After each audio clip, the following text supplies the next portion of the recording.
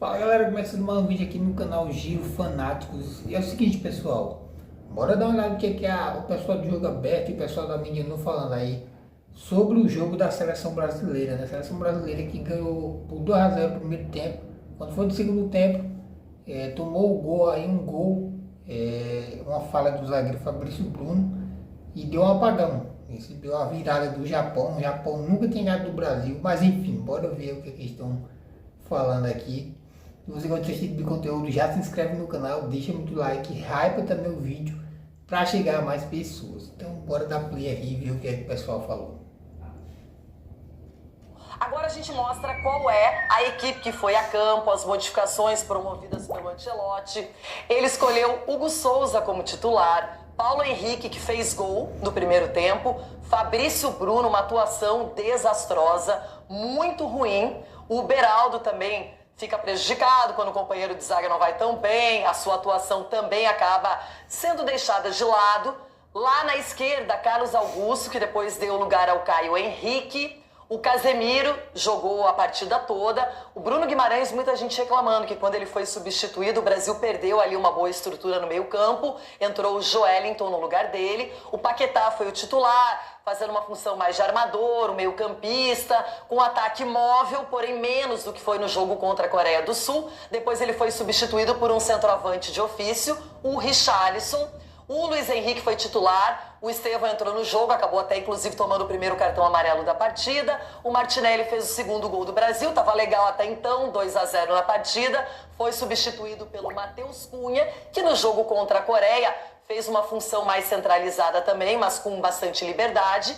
E o Vini Júnior não estava com uma cara muito boa quando foi para o banco de reservas. Quem entrou no lugar dele foi o Rodrigo. Na primeira partida contra a Coreia, ambos jogaram juntos e foram muito bem. Edu Dracena, as estatísticas agora.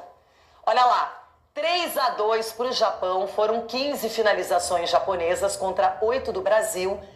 6 finalizações certas lá do Japão contra 4, gente. É assim, quando você olha isso, não parece ser realidade, pelo que esperávamos do Brasil. A posse de bola, 33%, bem menor do Japão. O Brasil ficou com 67% de posse de bola. Passes, o Japão trocou menos passes, foram 349 contra 737 passes. O Brasil teve mais posse de bola, isso reflete nos passes. Escanteios 4 para os japoneses, 2 para os brasileiros. E os japoneses fizeram 10 faltas contra 7 do Brasil. Edu, a análise de tudo isso geral para começo de conversa. Renata, estávamos empolgados, né, pela vitória diante da Coreia, mas a gente sabia que o Japão era um nível acima, né, da equipe coreana. Mas eu vejo assim, o primeiro tempo do Brasil, né, começou um pouquinho meio que desligado. O Japão teve uma chance ali bem clara e não aproveitou, mas depois o Brasil começou a colocar a bola no chão. Começou o quê? A ter as movimentações, né? Tava com dificuldade para criar, porque o Japão fazia uma linha de 5, 4, 1, às vezes até mais compacto. E aí quando o Brasil começou a se movimentar e começou a se aproximar mais e atacar a profundidade, o Brasil criou a chance, fez o gol, né, com o PH, depois com o Martinelli, com uma boa enfiada do Paquetá. Então o Brasil até que jogou bem o primeiro tempo. Agora no segundo tempo o Brasil não entrou em campo. O Japão, a postura do Japão foi mais agressiva, né? Começou a jogar, o Brasil começou a dar espaço, não sei se realmente cansou ou não, né? E aí, quando você toma um gol da maneira como o Brasil tomou, isso acaba também colocando para os outros jogadores, dando mais desconfiança. E aí toma o segundo gol, em 20 minutos o Brasil toma uma virada assim inesperada, é claro, com os erros individuais, mas isso também não traz também a questão da atitude dos japoneses, que acreditou, que lutou, mas o Brasil tem que ligar assim um sinal de alerta. O Ancelotti fez as mudanças necessárias até mesmo para ele experimentar, para ver realmente quem ele pode contar para a Copa do Mundo. E esses jogos vão ser para isso, para fazer teste realmente. É claro que a gente gostaria de vencer, jogar bem, né, para até mesmo dar mais confiança para o trabalho do Ancelotti, mas ainda está no começo, né, e eu acredito muito ainda no trabalho do Ancelotti, que ele possa achar a seleção brasileira, né, com os jogadores que o Brasil tem. Às vezes você sacrifica a história, a estatística, um amistoso para poder buscar definições para uma Copa do Mundo, que é o grande objetivo, Cicinho. A gente viu um primeiro tempo do Brasil bem mais equilibrado, mas muito diferente do que foi diante da Coreia do Sul, em que o país jogou mais, nosso país foi melhor, só que tinha jogadores também, na minha opinião, mais preparados para a titularidade. E hoje a gente já viu uma equipe diferente, modificada e que sucumbiu no segundo tempo. Exatamente. E a questão é o seguinte, Renato, quando você pega um Japão, uma equipe mais competitiva, demonstrou que o Brasil ainda tem muitas falhas, tem muitas coisas a consertar, né? Tem jogadores que, assim, acaba dependendo, a seleção brasileira fica dependente de jogadores. O Rodrigo, eu gostei porque o Rodrigo, quando ele entra, a gente já vê uma outra postura. É um jogador que vai na individualidade. O Brasil, digamos que o primeiro gol acabou achando numa jogada infiltrada ali, que o Paulo Henrique entrou muito bem, e esse fator surpresa que a gente cobra dos laterais, né? Essa questão não é um improviso, mas sim o jogador acaba apoiando e recebe a bola em condições. Então, assim, é um Brasil que ainda tem muitas falhas. Não dá também para julgar o Brasil somente por esse jogo.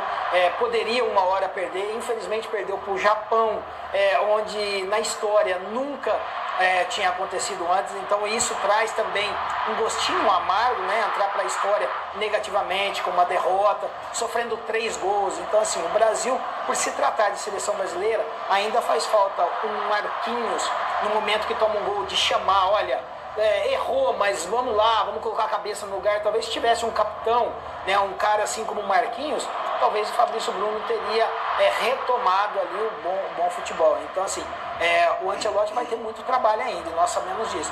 Mas para quem quer ser campeão, ainda é muito pouco para a seleção. O Japão parecia o Palmeiras contra o São Paulo. Em 20 minutos fez 3 gols. Ronaldão. Lembrando que o São Paulo... Esse foi um jogo em que a gente depois vai ouvir o Ancelotti na sequência, mas as falhas individuais apareceram. Gritante até, né? As falhas que apareceram foram gritantes, ainda mais no setor defensivo. E a gente viu que também complicou ainda mais quando o Bruno Guimarães sai e deixa o espaço ali no meio de campo. E ali o time do Japão ele já estava ali envolvendo o meio de campo. O Brasil já estava tendo algumas dificuldades, consegue fazer o 2-0, mas foi surpreendido no começo do jogo com alguns lances dentro da área. Só que foi muito pouco a reação do time do Brasil. A reação que você espera quando você toma os 2-2 é, pelo menos, todo mundo agrupando, né? E o Brasil também não teve essa noção de fechar a casinha ali. E a gente estava vendo a estatística, mostrou aqui que a posse de bola o Brasil teve. Mas a efetividade quem teve mais foi o Japão. Que quando vinha, trouxe até muitas vezes no finalzinho do segundo tempo, até poderia ter feito mais um gol, porque a movimentação e a forma que estava marcada essa equipe do Japão em cima do Brasil dificultou muitas vezes até uma saída de bola. Então o Brasil teve posse de bola, mas muita dificuldade para tentar fazer as jogadas. E quando conseguiu, saiu os gols pelos flancos, né? O Brasil atacou pelos flancos e conseguiu fazer o gol. Mas quando teve ali que envolver e jogar por dentro, o Brasil perdia e tomava sufoco. Então serve de lição também para o treinador para tentar não tirar a característica do time, mesmo fazendo amistosos, que é deixar ali a sua espinha dorsal, que no caso é o Casemiro e o Bruno Mendes. Foi por isso que ele esperou Bruno Guimarães. Até o final, o Bruno Guimarães até o final. Então é isso aí, né, pessoal? Um pouco da reação aí do pessoal do jogo aberto a essa derrota do Brasil. E realmente uns erros ali. Esse Fabrício Bruno, na minha opinião, eu acho que ele não volta para a seleção mais, né? Porque o Ancelotti está testando o pessoal, né? E ele definitivamente tirou 0 no teste dele, né? É como você fazer uma prova e você não acertar nada. O cara realmente acho que ele não volta para a seleção. Mas, enfim, o apagão aí é uma loucura. O Japão virou em 20 minutos para cima do Brasil. Mas, enfim, comenta aí o que você achou do Brasil. Se, lógico, se fosse com os titulares, né, da outra vez, e era outro jogo. Mas, enfim. Se você gostou do vídeo, comenta aqui embaixo a sua opinião, deixa muito like, se inscreve no canal e deixa o hype também para o vídeo chegar a mais pessoas. Um abraço e até o próximo vídeo.